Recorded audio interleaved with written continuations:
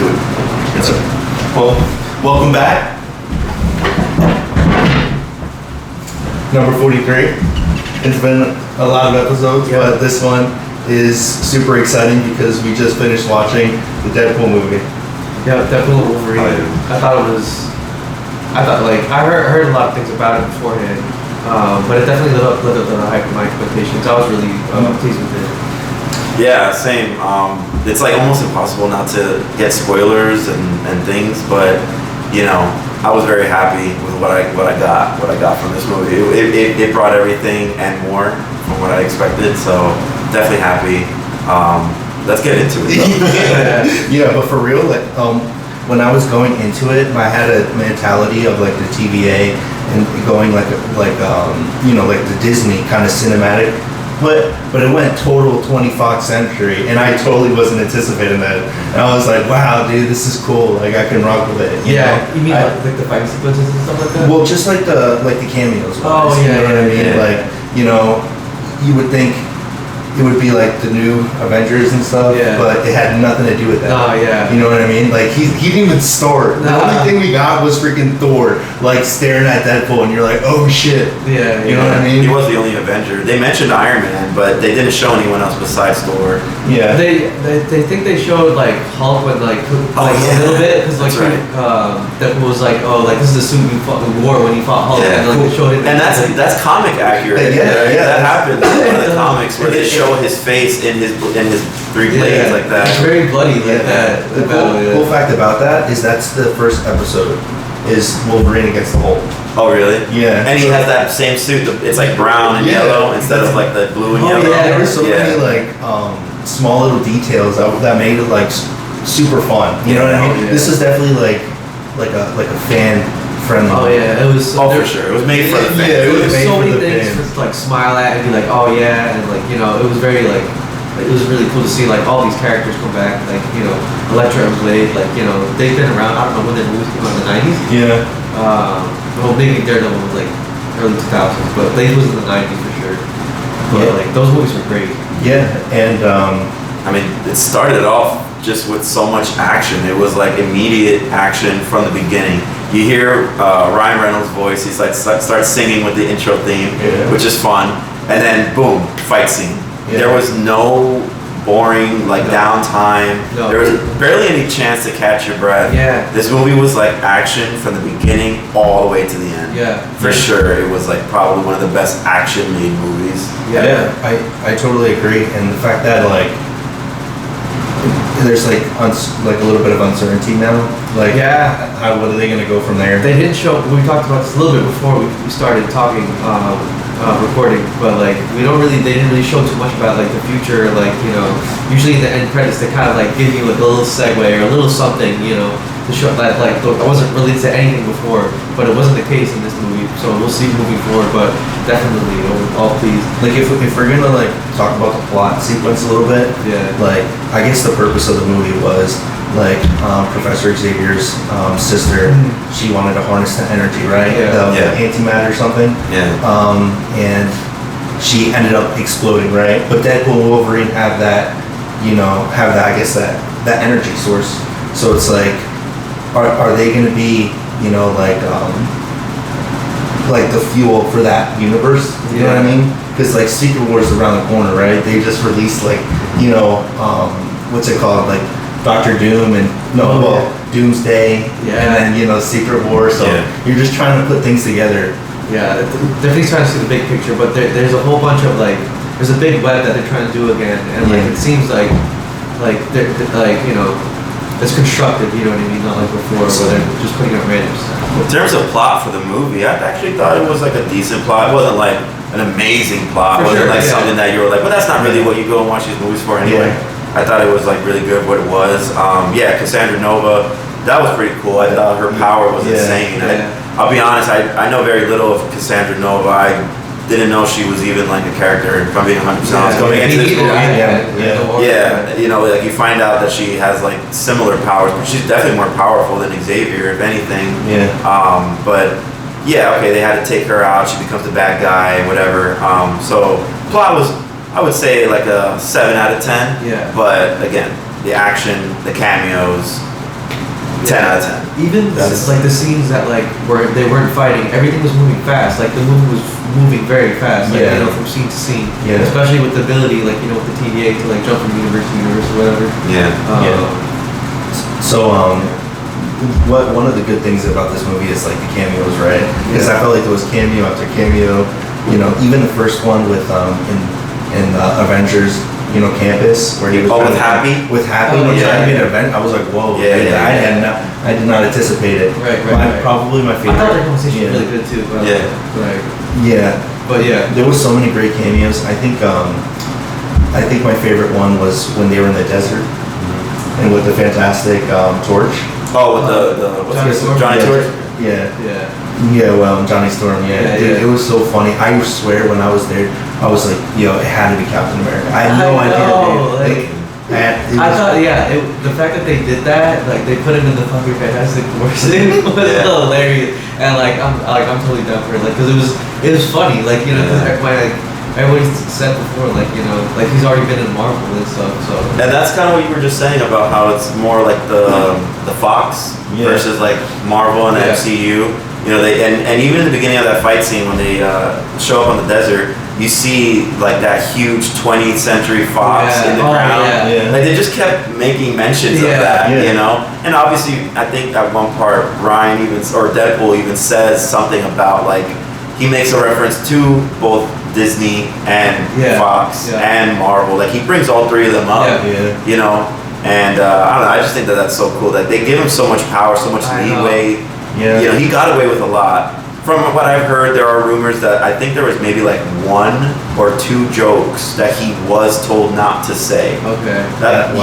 But pretty much everything else was like free reign that he got. He was able to do whatever he wanted. He got away with a lot. He made that one joke. I don't remember exactly what it was, but it was about Disney. And he like winked at the camera. Do you guys remember what it was? I remember, he said like, oh, something about knowing about like a sexual thing. And then he was like, but Disney is gonna know about it now or something.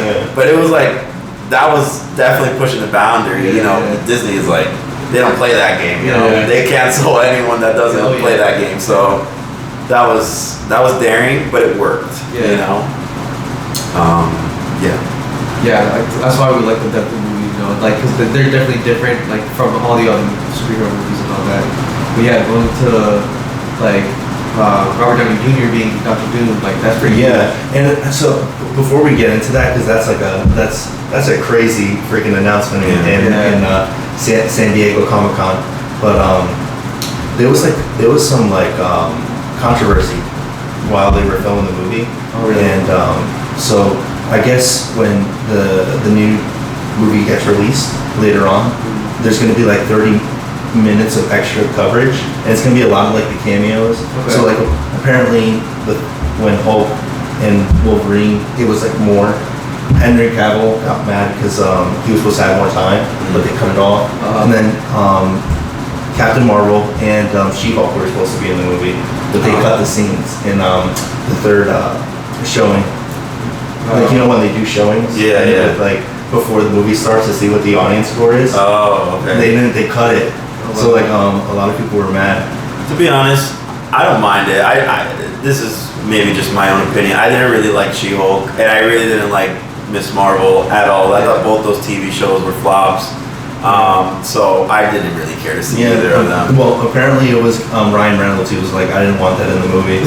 But it was really good. It's not like they really needed them anyway. They had so many people. It was a already. very complete movie without it. But and all the fourth wall breaks were fine too. Like, you know, you would think that by now with 3 Deadpool movies out, maybe you would get sick of it, but it's not. Like, it's not boring. It's not like getting unfunny. It's actually refreshing. Yeah, it's refreshing. It stays funny. He does it in the right amount of time, the right amount of ways. Like, so the reason why I brought that up, because there was like a specific scene that I'm not sure. This is just speculation, but in one of the scenes, it was Captain Marvel, and she was with 4 people, and people are just speculating that that's the Fantastic Four, but not just like they're just all like in an astronaut gown, so they're not like, it's not definite, but it might come in like the later movie, but that's all speculation. But that was probably my favorite Comic-Con like their trailer. Did you see the trailer of the Fantastic Four? No, I haven't seen it. No, I haven't seen it. Well, it's pretty much just like Reed Richards just teaching children about like the different time places. Oh, like if you what's his name, Johnny Storm, you know, when he was caught, when he was talking to Deadpool and Wolverine, he was talking about the different dimensions, and that's what Reed Richards told him. Oh yeah, he said that Reed told him about the Void. Yeah, that it was a junkyard for like multiversal things or whatever. Like, yeah. But I'm super excited for the Fantastic Four. Yeah. The casting is kind of like interesting, you know. Pedro Pascal as Reed Richards, I would have never thought of it. I thought I wouldn't think of that either. But I never thought freaking Tony Stark was gonna be freaking Doctor Doom, man. It's crazy. Yeah. I like the rest of the casting. I think Joseph Quinn plays the new Human Torch or whatever. What is his name? Johnny Storm or Human Torch or? Johnny Storm is his like. It's his normal name, right? Yeah, that's his secret name. identity. And then he turns it to the Human Torch. Yeah, so him. I like that casting. But I really don't like Robert Downey Jr. coming back, in my opinion. So the same, like, my thing with Doctor Doom is that he's like a sorceress, like god, pretty much. You know what I mean? Like if they can make him the way that you know he is as a character, like I don't mind because he's a good actor. I just would have thought they would have got somebody that like you know fit the actual like character's origin, you know what I mean? Yeah, exactly. I don't like that I think there is a comic that brings Iron Man to becoming Doom, or Tony Stark becomes Doom, whatever, but like, you know, I think that this is just a really lame attempt at Marvel trying to grab back at that fan base that they're losing because, as we all know, Marvel's been not really, besides this Deadpool movie, they've been doing pretty bad. Their shows haven't really been that great, maybe besides like Loki and Moon Knight. All the other shows were terrible. The last couple movies that came out weren't really that great. Yeah. So I think that this is like their attempt at trying to grab that fan base back. And I don't think it's going to work because, you know what? He had a great send-off. And, you know. That's what it is for me too. Like, they ended his story so nicely with Iron Man. Yeah. And then It's to bring it back. Like, you know. Like I don't know if it's going to be like either in like the early stages, it's gonna be like Iron Man's like father or grandfather that maybe can mix with it. So when he's born, he looks like Tony Stark, and then when he comes, and everybody's gonna have like nostalgia. Like, wait, you're like Tony Stark, and they'll be like, no, I'm Victor Von Doom. You know, that's the only thing that makes sense to me. Like, I don't think that they're gonna create another variant of Tony Stark because if they do that, I'm gonna be so mad. Well, that's like pretty much what they just did with this movie, and that's why I don't think that they should definitely not like even explore bringing it back at all. Because how else would they bring it back besides like making another variant, you know? And they just did that with Wolverine. Like, I know I just said that they shouldn't bring back people who had good send-offs. Like Logan had a good send-off. That movie was great. It was emotional. It was a perfect piece to end him off on as well. But you know, okay, fine. Deadpool brings him back. Uses the TVA to bring him back. Like. He did it in the right way. Exactly. How are they gonna like do that again? Yeah. You know, with Robert Downey Jr. now, it's kind of like I don't think they're going to use the TVA or any kind of like multiversal concept. I think it's just gonna be like you said, it's gonna be another variant, another story of you know a Doctor Doom that was a Tony Stark. You know, and I don't know. Yeah. Well, we'll see. Well, let's hope that's good. Luckily for us, you know, they haven't given us anything, so. Hopefully they get a good team, you know, screenwriters. But stemming back from the trailer, Fantastic Four, he was pretty much showing the kids like a rocket. But the scene that everybody's talking about is they kind of got the introduction of Galactus, and it was like the scene of like you know like their station, and all of a sudden you had these two eyes, and pretty comic book accurate. Yeah. Okay. Yeah. So if you guys see it, dude, you know they didn't show the actual trailer. I just got it from like pictures of people that were there. But Galactus is, you know, he's one of the coolest ones, man. So. Yeah, I heard that. I think Silver Surfer's gonna also be in this. You know, they go like hand in hand because he's like his herald. So Yeah, I think they're gonna set up this Doctor Doom to be in the next. Obviously, he's gonna be in Secret Wars. Yeah. You know, he's the one who's all about the main villain, at least. So it's gonna be interesting to see how they make this take and put Galactus and Silver Surfer, who are also big heavy hitters. They're not gonna be. See, I remember when the old Fantastic Four came out with Silver Surfer and Galactus. They didn't really show Galactus comic accurately. Remember, he was like a giant cloud in that movie. It didn't look correct. And then they got rid of him in one movie. And it's like, okay, these are like galaxy level threats. They can't be taken out in one movie. They can be a villain for a movie, but they need to kind of like survive, and like the Avengers need to come together to fight them. I don't really like it like when they bring a huge villain and give him one movie. Like they did that with Ultron. Okay, they got Ultron. He's a big level threat in the comics. He lasts a long time, but they got rid of him in one movie. Okay, fine. Now they did it with Thanos. They gave him 2 movies, but Thanos, they had been leading up to him for like 10 years. Yeah. They showed him in so many end credit scenes. And he was in Guardians of the Galaxy. He was plotting behind them. He was plotting. He was always there, so you knew he was there. But like Galactus is like at that level, and they need to give him the proper like build up. Exactly. They can't just make it too quick. And I hope they don't like make him like just like a celestial. He creates his own he's different. He's like a cosmic entity. Yeah. Just like Wolverine now. That like if he kill Wolverine, he's gonna freaking kill the universe. I love that. Yeah. Like same thing with Galactus. You can't kill him so quick. Yeah. This movie and like Deadpool too. Like so, like they just kept going at each other, and it was just like so good. That's what makes it so funny and comical about them fighting, is that they can just fight forever. Yeah, it doesn't matter what they do to each other, but like they really try to kill each other. Yeah. I'll tell you a cool thing about both of them, and then we'll talk about House of Dragons. But with their regeneration, like their healing abilities are too different. Yeah. Like for Wolverine, he has like healthy cells, good cells. So like when he's getting shot and he's getting like stabbed, it's his healthy cells that are like regenerating him. For Deadpool, it's the total opposite. It's his bad cells, his dead cells. So like when he like loses a limb, it grows back, but it's from the dead. Yeah, so he's like always dying. Yeah, so pretty much he's like immortal, pretty much, which he doesn't have any control over. Right. And I think his even in the comics, I think his regeneration is just slightly better than Wolverine's. I'm pretty sure he's been able in the comics, he's been able to come back from like a drop of blood. Literally. I don't think Wolverine's ever come back from a drop of blood. I could be wrong about that, but pretty sure Deadpool's is better. It's just so cool how they're like so different yet so similar, and they collide with each other. I mean, even that one scene when they finally when all the Deadpools come out to fight them, and you see them both walk out, right? And it's such a cool scene. They're like slow-mo walking, and then I didn't expect this, but when Wolverine put on his comic accurate mask, I thought that was the coolest. That was like one of the coolest scenes in that entire movie. I was like, all right, this is fucking. He definitely knew what the fans wanted, and he definitely gave us what we wanted. 96 points. Tomato. But this weekend, House of Dragons, super excited. The last couple episodes were definitely paced. Kind of like in a slow pace, but it finally got us to a good place. Oh yeah. We finally found the riders, right? Yeah. Season finale's coming up, right? Season finale is yes. That's this Sunday, right? It's this Sunday, yeah. Yeah, that's exciting. Yeah, you're right. I mean, the last couple episodes were filler, but this last one when they got the Dragon Riders, and I thought that one scene when you see, I think it was Silverwing.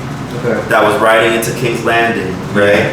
All crazy and stuff. All crazy with that. Yeah, the guy was riding it like a bull. Yeah. And then they showed the next scene where I guess he took.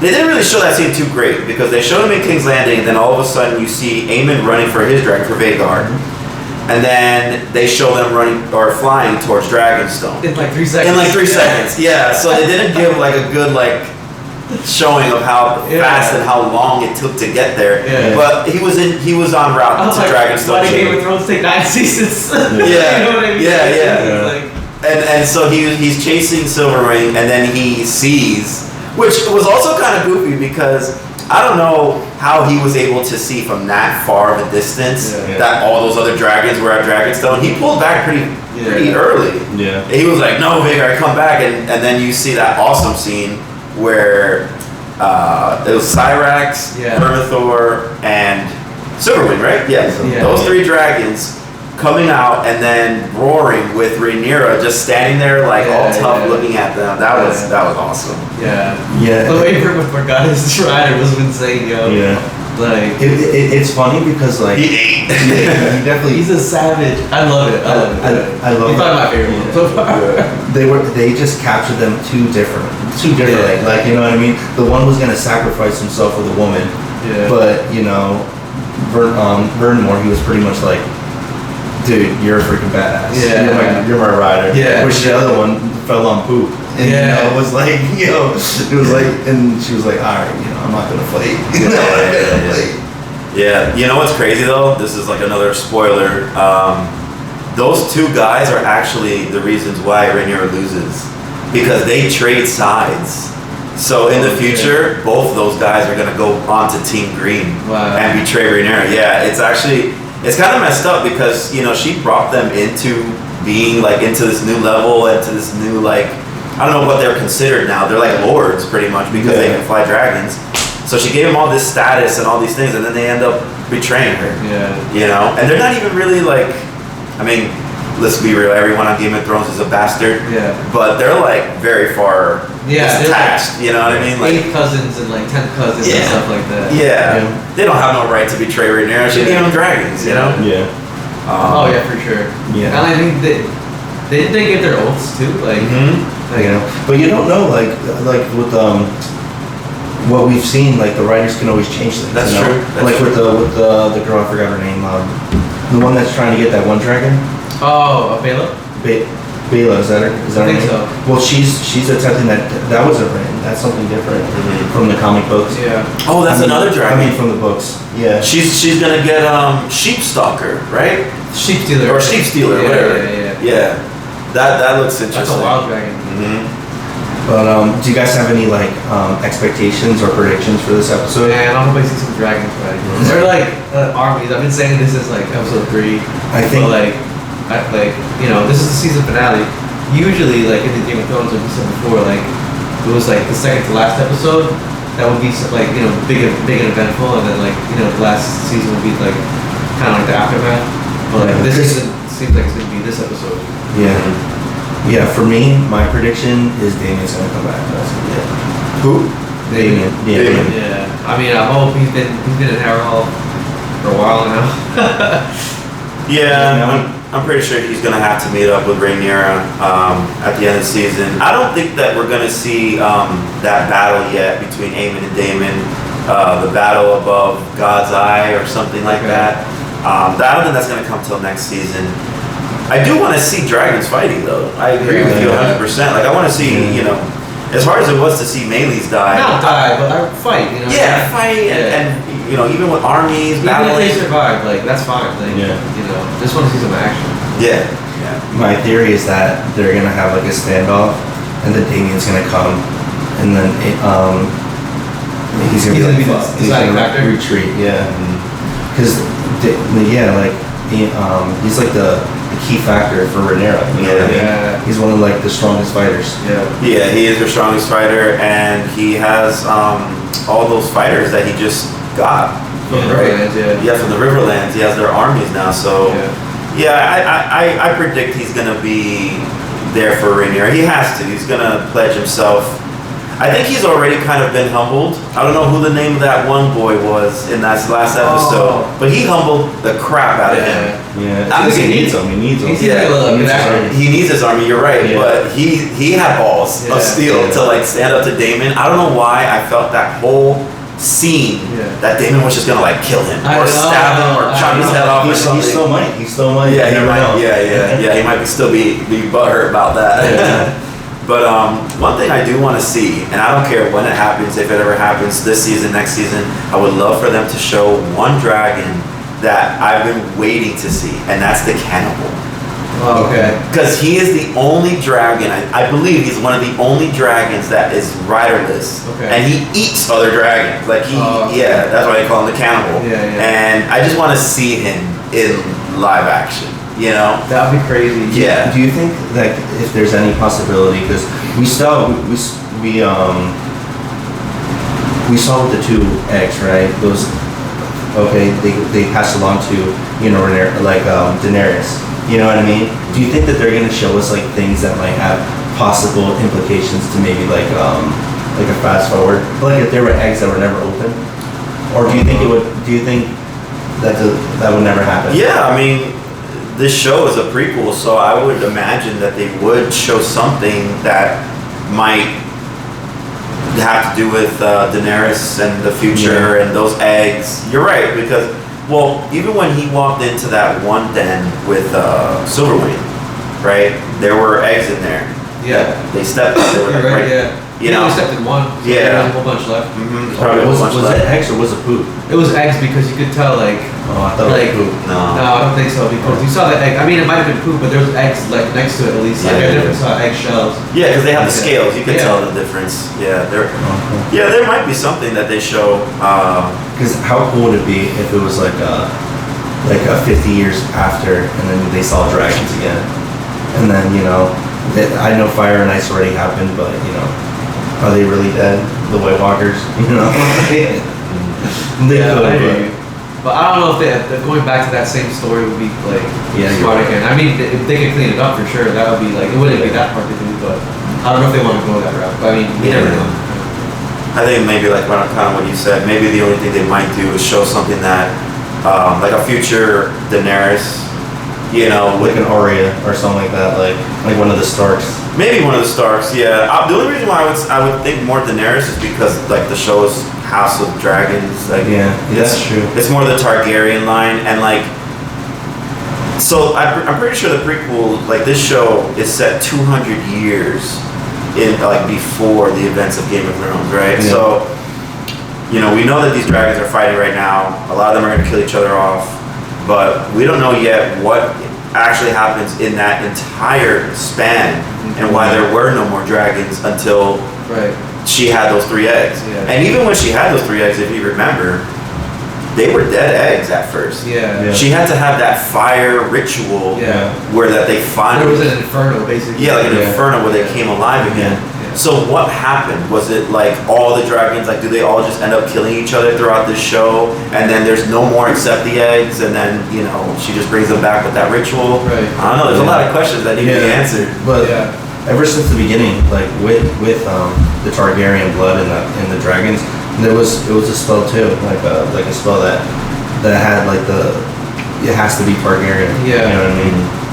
Which is cool. But yeah, man, I think it's gonna be a good episode. Super excited about it. Yeah, for sure. Yeah. But we're interested to hear what you guys have to say. If you like the Deadpool movie like we did, just give us a like. You know, give us a comment. If you have a question, we're always willing to answer. Right? But thanks for listening, guys. Thank you guys. Peace.